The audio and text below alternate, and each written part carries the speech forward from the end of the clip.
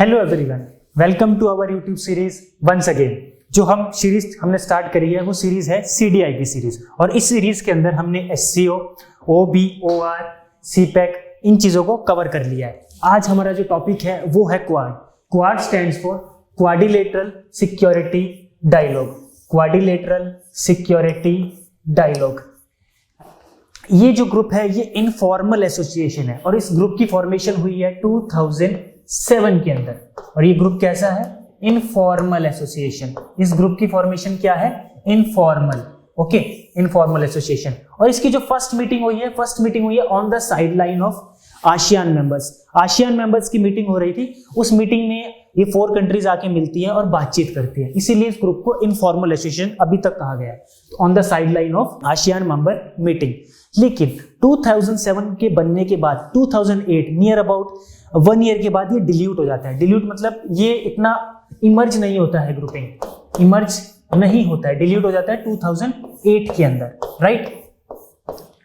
उसके बाद क्वाड 2.0 अपनी फॉर्मेशन करता है 2018 टू 2022 के पीरियड के बीच। वाई? बिकॉज इस दोनों ही पीरियड में रोल प्ले करता है चाइना। किसके लिए? क्वाड के अंदर जो 4 कंट्रीज आती हैं उनके लिए, क्योंकि China as a emerging threat बन के उभरता है, मिलिट्री की फॉर्म में, इकोनॉमिक फॉर्म में। इसीलिए इस फॉर्म होने की वजह से इस ग्रुप को इमर्ज होना पड़ता है फिर से, इसलिए इसका नाम दिया गया है क्वाड 2.0। अब इसके अंदर कंट्रीज कौन कौन सी आती हैं?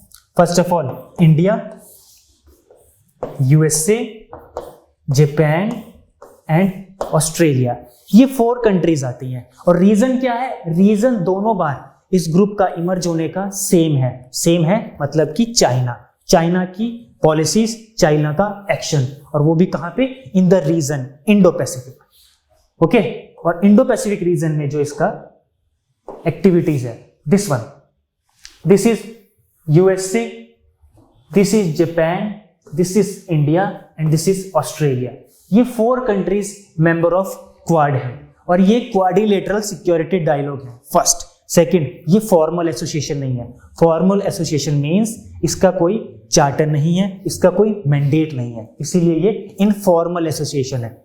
ओके, तो these 4 countries come under the quad. अब इसके अंदर जो सबसे इंपॉर्टेंट चीज है जो हमें नोट करनी है वो करनी है यहां पे, दिस कंट्री, ये है China. Okay, and this region is Indian Ocean and this region is Pacific. इसीलिए इस रीजन को बोला गया है Indo Pacific region, right. And this region is South China C.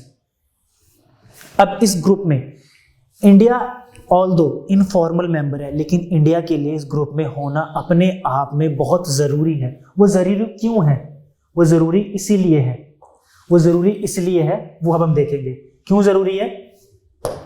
Because it provide a security. First of all, अगर India इस group का member है तो इंडिया को सिक्योरिटी प्रोवाइड हो रही है। Security provide in the region. कौन से रीजन में? Indo Pacific region. Security in the form of India. अब आपको पता है हमने लास्ट क्लास में डिस्कस किया था BRI प्रोजेक्ट। इंडिया इस प्रोजेक्ट को भी टैकल करने के लिए अब धीरे धीरे इवॉल्व हो रहा है इस प्रोजेक्ट को टैकल करने के लिए। ये प्रोजेक्ट किसका है? चाइना का। और सिक्योरिटी कंसर्न क्या है? इंडिया की एक पॉलिसी है, act east policy. Act east policy, जो ईस्टर्न कंट्री है, साउथ ईस्टर्न जो कंट्री है, या आप बोल सकते हो हाँ, साउथ ईस्टर्न जो कंट्रीज है उनके साथ हम अपने आप कॉपरेशन को, अपने इंगेजमेंट को, उसको थोड़ा इनहेंस कर रहे हैं, तो उसके लिए हमारी पॉलिसी है एक्ट ईस्ट पॉलिसी, राइट। कुछ एक्सरसाइजेस करते हैं, मिलिट्री ड्रिल्स करते हैं। उसके लिए एक एग्जांपल आप कर सकते हो, मालाबार एक्सरसाइज। हम ये USA, जापान, ऑस्ट्रेलियन के साथ एक्सरसाइज, नेवल एक्सरसाइज फ्रीक्वेंटली करते रहते हैं। तो फर्स्ट ऑफ ऑल, जो इस ग्रुप का मेंबर होने का इंडिया को जो बेनिफिट है वो है सिक्योरिटी। सेकंड, इससे जो इंपॉर्टेंस है इंडो पैसिफिक रीजन की वो इंक्रीज हो चुकी है। इंडो पैसिफिक रीजन की जो इंपॉर्टेंस है वो इंक्रीज हो चुकी है।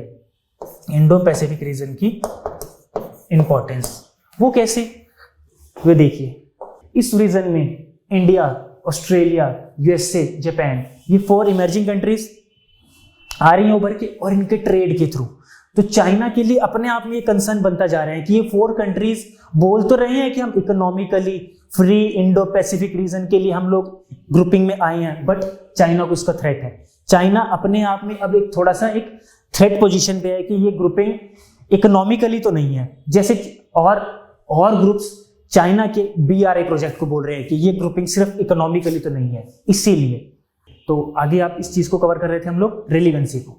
रेलिवेंसी इंडो पैसिफिक रीजन की है, सिक्योरिटी है, और इसमें मेंबर होने से इंडिया को और बेनिफिट क्या हो सकता है, इंडिया टैकल कर सकता है चाइना की बॉर्डर एक्टिविटीज को। चाइना की जो बॉर्डर एक्टिविटीज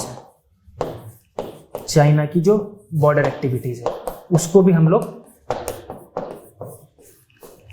टैकल कर सकते हैं अगर हम इस ग्रुप के मेंबर्स हैं, और हमें defence capabilities through Japan, through USA, इन से भी फैसिलिटेट हो सकता है। उसके बाद ट्रेड में भी हमें हेल्प होगा। आपको पता है कि जापान के साथ मिलकर हमने एक प्रोजेक्ट को लॉन्च किया हुआ है जिसका नाम है Asia Africa growth corridor. Asia Africa growth corridor, ये जो प्रोजेक्ट है जापान के साथ मिलकर हम लोग इस प्रोजेक्ट पे काम कर रहे हैं। इस प्रोजेक्ट को भी रेलिवेंसी मिलती है क्वाड के थ्रू। ये तो हो गया इसका वन एस्पेक्ट, एक एस्पेक्ट तो ये हो गया, बट हमें एक क्रिटिकली एग्जाम में जो इस इश्यूज को हम जो रन कर रहे हैं, इस इश्यूज को रन करने का जो हमारा ऑब्जेक्टिव है वो है कि आप सोच पाओ। सोचना मीन्स दोनों एस्पेक्ट को क्रिटिकली एनालाइज कर पाओ। उसको एनालाइज करने के लिए एक फैक्टर हो रहा है, क्या इंडिया के लिए कोई चैलेंजेस नहीं है? चलो ये तो बेनिफिट हो गया, इंडिया इस ग्रुप का मेंबर है, चलो ठीक है, ये तो बेनिफिट है। क्या इंडिया के लिए कुछ चैलेंजेस है इस ग्रुप के अंदर रहते हुए? बिल्कुल है चैलेंजेस। अब चैलेंजेस क्या क्या है? आप लोगों को जो भी मुझे वीडियो में देख रहे हैं, जो लोग भी मुझे वीडियोस में देख रहे हैं, उनको क्या करना है, आपको नोटबुक में इन चीज़ों को नोट डाउन करना है। नोट डाउन करने के बाद जब आप पूरे टॉपिक को फिर से रिवाइज करोगे तो आप दोहरालो देख पाओगे कि ये चीज़ें रिपीट हो रही हैं और ये फ्रीक्वेंट न्यूज़ में आती रहती हैं। कभी हम क्वाड की मीटिंग में जा रहे हैं, कभी हम SCO की मीटिंग में जा रहे हैं। दीज चीज़ आर इंटरलिंक्ड, ये चीज़ें सारे इंटरलिंक्ड है। आप इसको सेपरेट नहीं कर सकते। सेपरेट आप स्टडी जरूर कर सकते हो, लेकिन इन चीज़ों को सेपरेट आप लिख नहीं सकते, बिकॉज एक चीज़ का इफेक्ट दूसरी चीज़ पे आना ही आना है। This is sure. अब चैलेंजेस पे आ जाते हैं। चैलेंजेस क्या है इंडिया के लिए? यू नो इंडिया ब्रिक्स का मेंबर भी है। BRICS stand for Brazil, Russia, India, China and South Africa, और प्लस इंडिया SCO का मेंबर भी है। इन दोनों का मेंबर रहते रहते इंडिया क्वाड का भी मेंबर है। अब इंडिया को अपना स्टैंड यहाँ पे स्ट्रेटेजिकली रखना है, जिसको बोलते हैं स्ट्रेटेजिक ऑटोनॉमी।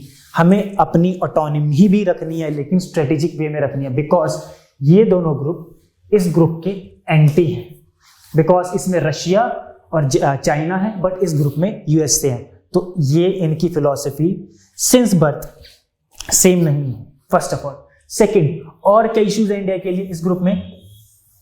और क्या क्या इश्यूज हो सकते हैं इस ग्रुप में? इस ग्रुप में और इश्यूज हैं इंडिया के लिए। ये ग्रुप अभी इनफॉर्मल एसोसिएशन है, ना कि फॉर्मल एसोसिएशन है।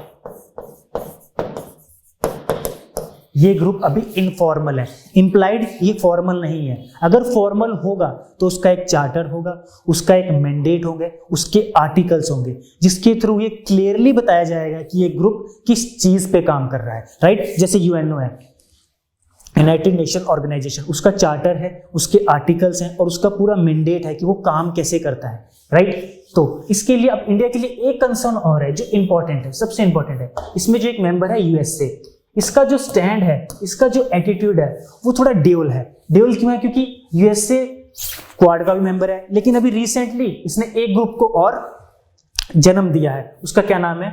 Australia, UK, US, AUKUS.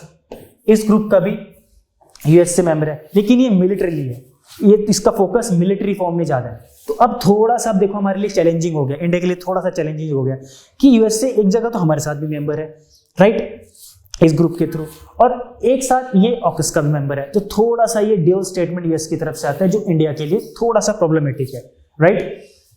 Fourth चीज, अब जो सबसे बड़ा चैलेंज है, USA global emitter of CO2 मतलब कार्बन डाइऑक्साइड का, तो हम लोग क्लाइमेट चेंज पे कोई फोकस नहीं कर रहे हैं जो सबसे मेन इशू है। और यूएसए इसमें जो one of the most global emitter countries in the world है वो यूएसए, पर क्लाइमेट चेंज पे हम लोग कोई बात नहीं कर रहे हैं। ऑल्दो इनफॉर्मल एसोसिएशन है, तो इंडिया इसीलिए कंसर्न में है कि आप मिलिट्री फॉर्म में ही कि उस ग्रुप को इमर्ज कर रहे हो, मिलिट्री फॉर्म में ही कि उसको आगे लेके आ रहे हो, एडवोकेट कर रहे हो, आप इसको क्लाइमेट चेंज पे, आप इसको एजुकेशन पे, आप इसको टेररिज्म पे, उन चीजों पे, उन हॉट टॉपिक्स पे, उन ग्लोबल इश्यूज पे क्यों नहीं बात कर रहे हो? तो ये भी एक प्रॉब्लम है। तो ये है हमारा बॉडी पार्ट। बॉडी पार्ट में मतलब जो सेकंड एस्पेक्ट है, फर्स्ट एस्पेक्ट तो जो इंडिया के लिए बेनिफिट है, हमें चीजों को इंडिया के पर्सपेक्टिव से सोचना है, क्योंकि जो हमारा सिलेबस डिफाइंड है वो इंडिया के पर्सपेक्टिव पे डिफाइंड है, इंडिया के रिलेशन, इंडिया पे इम्पैक्ट, इंडिया किसी इंटरनेशनल ग्रुपिंग, किसी इंटरनेशनल ऑर्गेनाइजेशन का मेंबर है, उसके अंदर इंडिया काम क्या कर रहा है और उन पॉलिसीज का इफेक्ट इंडिया पे क्या आ रहा है, हमें इंडिया के पर्सपेक्टिव से चीजों को देखना है, तब हम चीजों को बेटर वे में समझ पाएंगे, राइट। अगर अब हम इसको कंक्लूड करें, इस चीज को अगर हम कंक्लूड करें तो कंक्लूड कैसे करेंगे? तो फर्स्ट ऑफ ऑल हमारा जो ये ग्रुपिंग है, इस ग्रुपिंग को पहले हमें एक फॉर्मल एसोसिएशन में लेके आना होगा। फॉर्मल एसोसिएशन में उससे क्या होगा कि क्लियरली वर्ल्ड को एक मैसेज आएगा कि ये ग्रुप किस चीज के लिए काम करता है और इस ग्रुप का मैंडेट क्या है, इस ग्रुप का प्रोसीजर क्या है। फर्स्ट ऑफ ऑल तो एसोसिएशन। और अब हम कंक्लूड कर रहे हैं चीजों को, बिकॉज हम सभी को पता है इस सीरीज का मोटिव है चीजों को इंट्रो पार्ट, बॉडी पार्ट और कंक्लूजन पार्ट में कवर करना। और आप लोग देख रहे हो कि हम धीरे धीरे जो क्वेश्चंस हैं उनको डिस्कस करते जा रहे हैं। अब हम धीरे धीरे पेनिट्रेट कर रहे हैं जो कमीशन का थॉट प्रोसेस है। मैं फिर से इस चीज को रिपीट कर रहा हूं, अब हम धीरे धीरे पेनिट्रेट कर रहे हैं कमीशन के थॉट प्रोसेस में। वहीं से हम क्वेश्चन की फॉर्मेशन को जानेंगे और उसके बाद ही हम एक बेटर आंसर, एक प्रेजेंटेबल पोजीशन में, एक स्ट्रक्चर्ड वे में आंसर को लिख सकते हैं। Formal association, first of all conclude कर रहे हैं हम लोग, फॉर्मल एसोसिएशन में लेके आए इस ग्रुप को, और इंडिया को रीजन के अंदर, इस रीजन के अंदर अपनी कनेक्टिविटी को और इंक्रीज करने का। वो कैसे कर सकते हैं इंडिया? आसियान के साथ अपने, आसियान है association of south east Asian nation, इसके साथ अपने रिलेशंस को और बेटर करें। एक हो सकता है शार्क के साथ south Asian association of regional corporation, India को जो अपनी नेबरिंग कंट्रीज है, जो उसके नेबर हैं, जो उनके साथ अपने रिलेशन को बेटर करना होगा, राइट। एक और हो सकता है हमारे साथ, एक हो सकता है Sagar initiative, security and growth for all in the region. ये रीजन किसकी बात कर रहा है? ये रीजन बात कर रहा है इंडो पैसिफिक रीजन की। तो ये कंक्लूजन में हमें इन चीजों को कवर अप करना है। अब सबसे इंपॉर्टेंट चीज है क्वेश्चन को समझ के टॉपिक को कवर करना, या टॉपिक को कवर करते क्वेश्चन को समझना। हमारे लिए सबसे जरूरी चीज यही है। अब ये 2019 में क्वेश्चन पुट हुआ है, 2019 में हमसे ये क्वेश्चन पुट हुआ है एचएस के अंदर 8 मार्कर में, ठीक है। अभी आप देख रहे हो कि 8 मार्कर में 2019 में हमने प्रीवियसली क्लास में भी डिस्कस किया है, उससे पहले भी डिस्कस किया है, तो 2019 के क्वेश्चंस हैं। तो development in the South China Sea, अभी हमने देखा South China Sea are seen to be a trigger for the third world war. Important point, India has joined the Quad, जो मैंने अभी आपसे बात करी 2.0 की बात करी, ठीक है, and has strategic interest in the region, right, strategic interest. With this in view describe politics of Indo Pacific region and policy options for India. हमें इंडिया के पर्सपेक्टिव पे चीजें पूछी जा रही है, ना कि क्वाड के पर्सपेक्टिव पे। क्वाड और development in the South China Sea, these are the sign post, ये सिर्फ साइन पोस्ट है। और इसको हमने कैसे लिखना है अभी हमने डिस्कस किया। हमने क्वेश्चन को intro, body part, conclusion part, इन चीजों में डिस्कस करना है, और हमारा जो आंसर रहेगा वो रहेगा फनल फॉर्मेट में। फनल फॉर्मेट क्या होता है? आंसर लिखने का एक फॉर्मेट होता है, उसको बोलते हैं फनल फॉर्मेट। फनल फॉर्मेट इसको थोड़ा ध्यान से देखेंगे हम लोग। फनल फॉर्मेट में क्या है,